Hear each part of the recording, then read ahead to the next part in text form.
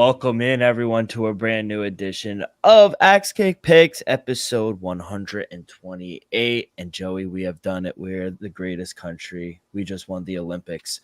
126 total medals to 91. Closest was the next country in China. How many golds though? 40 to 4, no, 40 and 40, and we won the tiebreaker. 126 medals. It was the most since 1904 and the second most by any country since 1908. Sick. And I saw that the women's followed up with the men's and the basketball. 8 straight. Yeah. That's ridiculous. But Pony Kornheiser, instead of Canada, we got the United States one. But how you doing? How was the fights this weekend? Good. I enjoyed my weekend. I know you mentioned the Olympics, gymnastics. Yeah. Honestly, watching Simone Biles is like breathtaking, bro. So it's insane. I watch other girls and I'm like, oh, they're really good. And then you watch Simone Biles do the same thing, and it's like these two aren't even close. Yeah, I find it fascinating. It's honestly, I know all the behind the scenes stuff like that, but when you actually watch these athletes perform, man, it's incredible. It's breathtaking. Yeah, it's incredible. So shout out all the Olympians for all the countries. It was a great time. Can't wait for 2028. We're getting flag football in Los Angeles, so can't wait to dominate that. But yeah, we had a good weekend of fights as well. A little boxing, a little BKFC over in London. The big heavyweight rematch at the Apex. We'll talk about it all. Got some news towards the end, and then Dana White series, contender series starts Tuesday night. 5 picks in 10 seconds left to get us out. But Joe, let's go over to the UFC. Marcin Tybura, Sergey Spivak, first round submission on the armbar. I mean, what a slick armbar from bottom. I thought that was the first UFC heavyweight armbar since Fabricio Verdum tapped Alexander Gustafsson July 25th, 2020. You sure it was Gustafsson? I don't remember him fighting heavyweight. Yeah, I think so. I think it's for but man, I mean, yeah, like arm bars in the heavyweight division. That brings remembrance of Frank Mir getting all his submissions at the heavyweight division. But yeah, Sergey Spivak, he looked good. Tybura. I'm pretty sure Spivak was the one who initiated like the clinch and the grappling, but Tybura was the one who found successful takedown, right? And then when he found up on top, I thought it was gonna be a long night because we've seen it once before. We saw it with Tai Tuivasa. When Tybura finds a way to get into those dominant positions, he doesn't really let up on them. But Spivak, he must have been working on it in his camp, being able to throw those legs around and cinch in the arm, and he took that arm home with him, to be honest with you, because it was in deep. And Tybura didn't even have a chance to physically tap. He had to verbally tap to, I believe, Herb Dean, right? Herb Dean. He was like Kurva mash. Heck yeah. But yeah, it was slick, man. I didn't expect that. Yeah, me either. I thought it was very slick, and I even thought in the exchanging and striking, Sergey Spivak was the quicker. He was the more accurate. He looked good. He looked sharp for the. He's in his prime. Lasted, yeah. He's in his prime. When they first fought, he was a young gun. And Tybura was more in his prime. Now Tybura is in the twilight of his career. He's still a threat because at heavyweight, you can stay there in your later years. But Spivak, 28, 29 years of age right now? Mm-hmm. Yeah, he's in the prime of his career and looks to be going up. You get past a test like Tybura, you're probably going to be facing someone in the top 10, could we argue top 5 now? Well, so that's the thing. They both were in the top 10. Marcin Tybura was 8. Sergey Spivak was 9. And then here comes off the big win, Sergey Spivak. Jail Time calls him out on Twitter after the fight and saying, you want to fight? Come up here and let's fight for my number 7th ranking. You like that move forward for Sergey? I think it's a good test for both guys. And I think after that fight, the victor should be granted a top 5 shot. Oh, 100%. I think they were trying to build a Jailton Almeida, but we saw the hype train get a little derailed by Curtis Blades. But yeah, you're right. If he could get past Jail Time, that's you're looking at a top 5 matchup. Maybe Alexander Volkov. We'll see what happens with Rosenstrike. Derek Lewis has a fight coming up. So we'll see. A lot to be played out. But yeah, big win for Sergey Spivak, getting right back onto the win track. He gets a performance tonight as well. Nice. Chepe Mariscal, man, what a grinder that guy was. 30-25 scorecards times 2 was insane, I thought. Damon Jackson gassed out very quick. He didn't really do anything besides throw those knees. he has to make weight next time. But Chepe Mascal, big win for him. Yeah, I mean, Chepe with his own knees, man, he was hurting Damon Jackson. And you know Damon Jackson to be as tough as nails, OG of the sport, you know, a very good grappler. And Chepe Mariscal out-grappled him. He out-grinded him, like you said. He put the pressure on him, and Damon Jackson folded. I hate to say that to a guy that we just, you know, complimented like that, but that's what we see in Chepe Mariscal. He is exactly that. He puts the pressure on you. He grinds you out. And if you don't come with the gas tank, man, you're going to be running on E by the second round. And that's what it seemed to be the case. That's why you got those 2 10-8 rounds in the second and third. I think the first round was closer when Damon had more energy.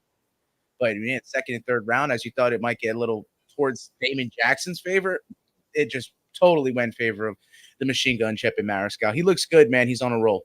That pace was insane, bro. I thought the first round, it was insane. The scrambling.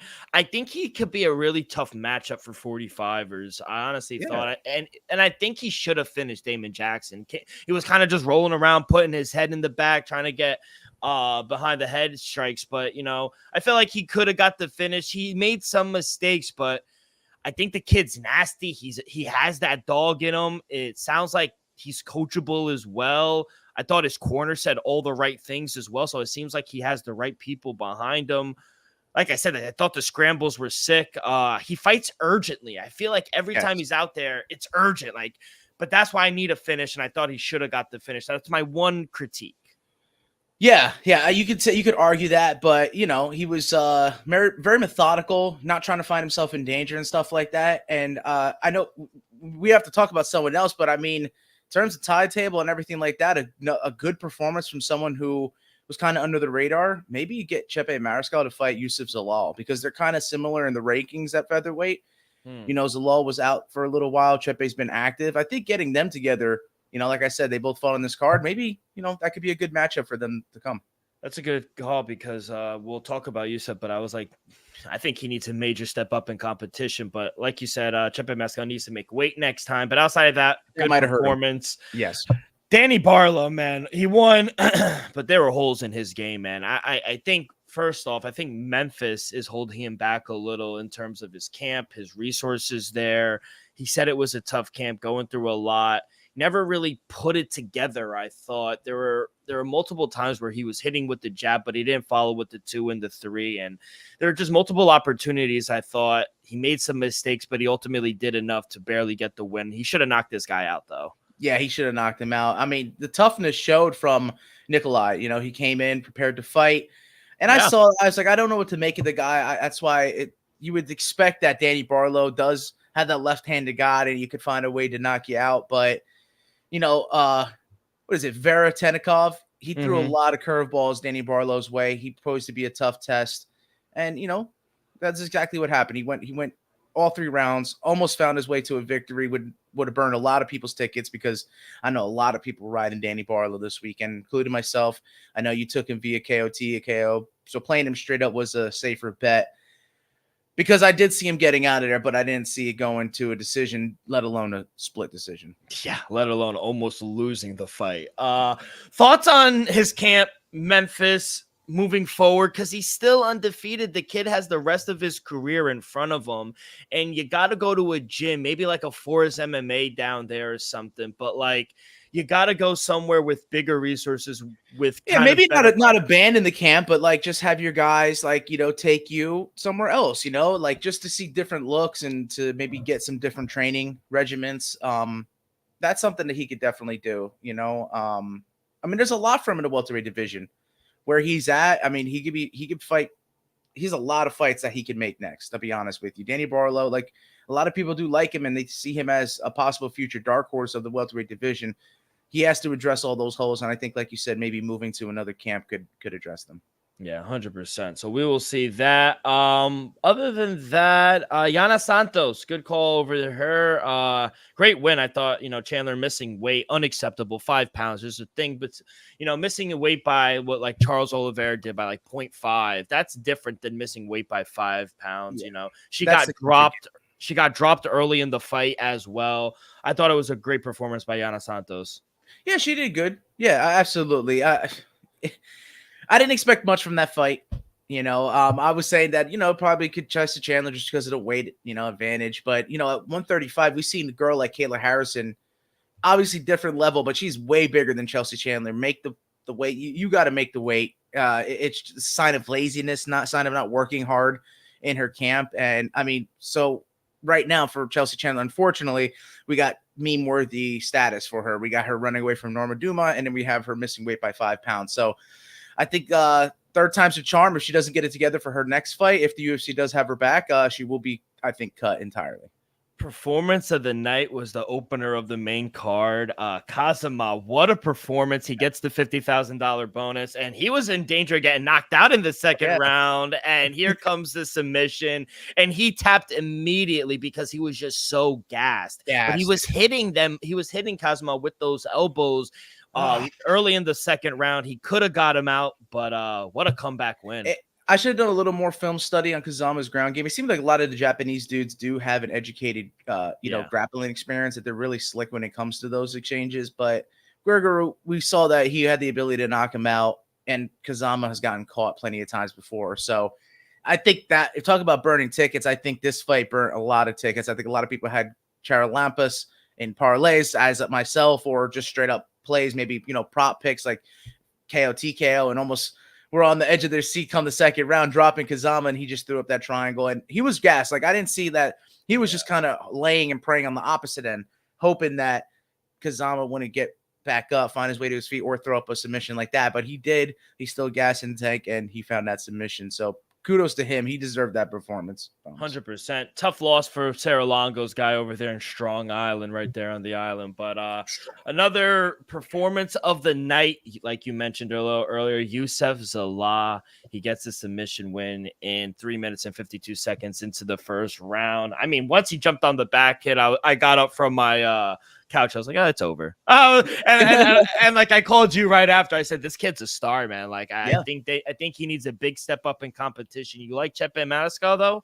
I like the fight for both of them. If you want, a bigger step up in competition, we can go elsewhere. We absolutely can. But I see, like, how the UFC works. We see two fighters on same kind of cards, or, a week or two away from each other, that they can, wind up facing off in the future. So I could see that being possible because the records are kind of similar. The trajectory of their careers are in the same spot. I feel like that's a fight that could be made, and either one of them could get a big boost from a win like that. 100%. But overall, an okay 10-fight card. The three performance of the night went to the three best fighters. I thought Youssef Zalal, Tatsuyuki Kazama, and Sergey Spivak, they all get the $50,000 bonus. So shout out them. And kid, strap up, wheels up, and we are on to Perth, Australia, the land down under, baby. Let's do it. By the way, how did 10 seconds left? We have boxing and we also have BKFC. How'd you do? Yeah, like I said, I'll go over my whole weekend. I lost that parlay. Charalampus, Gregory probably burned a lot of people over the weekend, but I did go 6-1 in the UFC. And that fight we talked about in boxing. We said that these two guys, Virgil Ortiz Jr. and Sergey Bohachuk, they find finishes, but they were too durable for one another. Both landed exchanging shots, but neither going down, and it went to decision. So I didn't get the finish in that one. So 0-1 in boxing, and then I did miss in 10 seconds left. I went 0-1 for BKFC because the co-main event got scrapped and they moved Rob Borman to another fight. So didn't go good in the boxing, but the UFC, it did, protect myself. Yeah, 0-3 for me in UFC. Failed to mention that. Was honestly hoping to skip by that. I hated the card. I never said it, but I never really liked it. And I kind of forced plays, if I'm being honest. I forced myself to watch it. Yeah. Yeah. It was crazy because I was like, you know what? Might as well go dog hunting today. I gave all 3+ money plays. I was like, I just needed one to hit to have like an okay day. Yeah, you would have had a more balance, more 500. But it's all good. We are on to Perth. Exactly, man. I know the dogs are going to be barking at 3:05. Let's fucking go, kid. Before we get to some news that I got before we get up out of here, a quick word from our sponsor. We are brought to you each and every episode by Viva Tequila Seltzer, the most refreshing hard seltzer on the market, hands down. No wonder why Viva was voted #1 hard seltzer in the world by San Francisco World Spirit Competition. With only 88 calories, 0 carbs, 0 sugar, and a light 4.5 ABV, Viva is the perfect drink for your post-game celebration, as it was created with that active lifestyle in mind. We favor tequila seltzer because flavor is the spice of life, and we like our drinks with just a kick, just like how we like our lives. Whether it's Huckleberry playing a round of golf with the boys or coconut, new flavor, coconut, watching Dana White Contender Series, it doesn't matter. Our favorites pair perfectly with that artisanal Blanco tequila for that subtle and refreshing drink. Our belief here at Axe Kick Picks and at Viva is to live long, live well, and live it up. All right, Joe, before we get to Dana White Contender Series, some news and notes. Anthony Smith, we got a fight for UFC 310, December 7th. Let me guess. Anthony Smith. Oh man. I feel like I just saw this. It's like someone that we said it matched up perfectly. Yeah, dude. Who is it? Anthony Smith versus Dominic Reyes. Dirty like Dom. Dirty Dom. He's back, man. I mean, good win. And you know, he got that knockout power. He's gonna fight up in competition. Anthony Smith, you know, still has some things on the table for him. I like it for both fighters. I'm going to try to fish a number for you, but thoughts on the fight? I would think that Anthony Smith should be favored going in, but I like Dominic Reyes' chances. He looked good on his last outing. And, you know, where I've picked up on Anthony Smith, he's got me made some money as a dog in some spots, but I'm looking at Reyes being a live dog in this one. So I like it for both fighters, but I do think Reyes has a shot. But I do expect him to be the dog. I'm trying to search up. It's probably rather too soon. Yeah, it's December. Odds are up. But you know, we'll stay posted on it. Yeah. Maybe post it up on a social media and see if I'm right. Regardless, it's still a banger of a fight. And I'm going to take Dominic Reyes too, early lean as well. And then the last thing I had, Combat Sports Anti-Doping, the new I guess company that the UFC uses. They've announced Bruno Silva. Last time he fought was at against Chris Weidman in Atlantic City. He's accepted a 6-month sanction for a violation of UFC anti-doping policy. Silva's period for ineligibility began April 11th, meaning he won't be eligible to return till October 11th. But apparently he had a bunch of drugs in him while fighting Chris Weidman, and Chris Weidman made a comment like, "Oh, like I must be better than I thought being the guy he is." But surprised because this is not his first time. This is his second offense. It's unfortunate, you know. I do feel like that it still might be a problem, you know.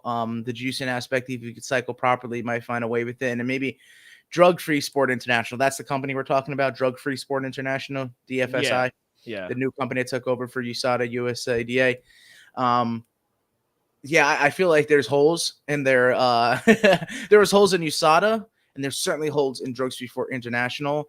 So we'll see. You know, it's a very tricky subject because, you know, a lot of fighters could go and, I mean, we have the Khalil Roundtree situation yet. I believe if we could always have that excuse to say, hey, I'm not the one who decided to take this. This was given to me by a supplement company. And you've eliminated all liability from yourself. You push it on to the next. So I don't know if Bruno Silva has had anything, you know, statement regarding that, but no, he's been quiet. You know, yeah, if you know multiple instances of it, fool me once, shame on you. Fool me twice, shame on me. My problem is these people are taking stuff, and you're right. Maybe sometimes they're told what to take, and they trust the people saying that. And be like, okay, they might not have anything in them, but you're gonna get tested. You're a UFC fighter. Like you got to know, like there's a possibility things are gonna come up. Like you know what I mean? It seems a little careless for me, in my opinion. Don't you agree or no? Yeah, no, it's definitely careless. But I mean, it's just a sport. You're risking each other's lives. You shouldn't be cheating like that. So there should be zero tolerance for it. And you know, whether there's an investigation or not, maybe they could come. You know, the truth will come to light sooner or later. Yeah, the truth will always come out at the end of the day. But yeah, that's all I got, kid. But yeah, let's go to Dana White Contender Series Season 8. A lot of guys come out of. Most favorably known, Sugar Sean O'Malley, Jamal Hill off the top of my head as well. But we got 5 fights, one in the middleweight at the main event. We got a welterweight fight. We got a light heavyweight, featherweight. We got it all over, Kim. So why don't you take it away? We had a lot of guys come out of Dana White Contender Series. So, you know, it's a lot of guys that are obscure, you know, but if you've done a little bit of research, done a little bit of reading, you could see a little bit more to these fighters, their camps, and where they're at in their careers. And granted, this is 10 seconds left, but I will be touching the entirety of the first 2024 Dana White Contender Series. Yeah, real quick, I wanted to ask you before you get into it and roll out these picks. Question to you, and I guess for the listeners, how do you go about handicapping these fighters since they're like regional promotional guys that the public really hasn't seen all that often? So I go into resume. Obviously, I do a little bit of film study, but for example, let's go at like the main event, right? Even though I wasn't going to start there, let's say, for example, the main event, right? So I'll go to the opponent as compared to Mansour Abdulmalik. He's the red corner. He's going to be the A side. He's a little more anticipated, right? So the guy he's fighting, Wes Schultz, he has one loss in his record, and it was against Dylan Butka. We saw Dylan Butka take on Cesar Almeida and get knocked out in the second round. So I look at his wins and I look at his losses and I go, wait a minute. If I look at the other guy and I look at his resume, this guy's never lost a fight in his career. He gets a lot of first round finishes. So there's a chance that if this guy didn't perform well against Dylan Butka, there's a chance that Abdulmalik may, put his lights out. May live up to his undefeated record. I look at that level of competition, who they've lost against, and then look at their film study and see if maybe, that was a really tough fight and it could have gone either way, or he just got caught, So I just tend to look at the resumes, look at a little film study, and see who I like from there. But now, you definitely see with the resumes of all these fighters, the MMA match. There are a lot of connections. These people have fought guys in the past. The main event, they're the guys, they don't have a lot of professional fights, 6-1 against 5-0. But if you look at the co-main event, Ding Mei he's 34-8 professionally. 44 fights. He has a lot behind him. How much of that is relevant? I think that he's got a long resume. He's been fighting for a long time, so he's going to have a lot of experience, and he's got a mix of, stoppages, decisions, so he's not afraid to go to the distance. I see maybe the little fault in his game is the submission because he's gotten caught more than he's submitted, but he still has that there. I feel like China's coming along with their athletes, the way that they're, progressing their students and stuff like that, and Meng Ding, unfortunately, just hadn't found his way to the UFC because I think for most of the Chinese stars, he would have been first to make it. But here's a shot. So I like that you mentioned him because I like that fight a lot. So since we talked about the main and co-main, we'll work our way down. In the main event, it's a middleweight division. Mansour Abdulmalik is minus 380, and I like that because just the way we broke it down against Wes Schultz. I feel like if he had a hiccup against Dylan Butka didn't bode well in the UFC. I don't feel like Wes Schultz can bode well. And at plus 350, it makes me pause. So I think that he's a dog for a reason. I got to go with Abdulmalik. Then, like you said, in the co-main event, the Ruthless Assassin. I like Meng Ding's experience. He's minus 180 against Rami Hamad. Just the same type of situation. Look at Rami Hamad. He's got a couple losses in his career. One most recently, granted, before the pandemic, but it was against Issa Isakov. Issa Isakov lost his Dana White Contender Series debut. He tried to make the UFC, and he got knocked out. So if Rami Hamed didn't perform well against him, I would think that Meng Ding could absolutely catch Rami Hamed. So I got the favorites in the co-main event. That's Mansour Abdulmalik at minus 380 and Meng Ding at minus 180. But as goes on, the featured bout, if you want to consider it that, the second fight of the evening and the opening bout, I like the dogs, man. I'm looking at some value here. Bruno Lopez has been tagged a lot in his fighter. Granted, he does have the Brazilian Jiu-Jitsu background. But Mikhail Sazhiniani, man, he could bang. And I feel like he could maybe catch Bruno Lopez. So like I said, who granted has won belts in Brazilian promotions. If you look at his profile picture and stuff like that in his fights, he's gotten tagged a bit. So he can absolutely get caught. I like the plus 185 from Sazhiniani. Then I said Jose Delgado. And let's see here. Antoine Ho. That's how you're going to say his name. He's a Vietnamese guy. Both these guys are stepping in on short notice. And as opposed to one another, Jose Delgado does have experience in LFA. Stepping on a short notice for him to be a minus 250 favorite, you would think that, that's not going to bode well for him. Like, why is he the favorite?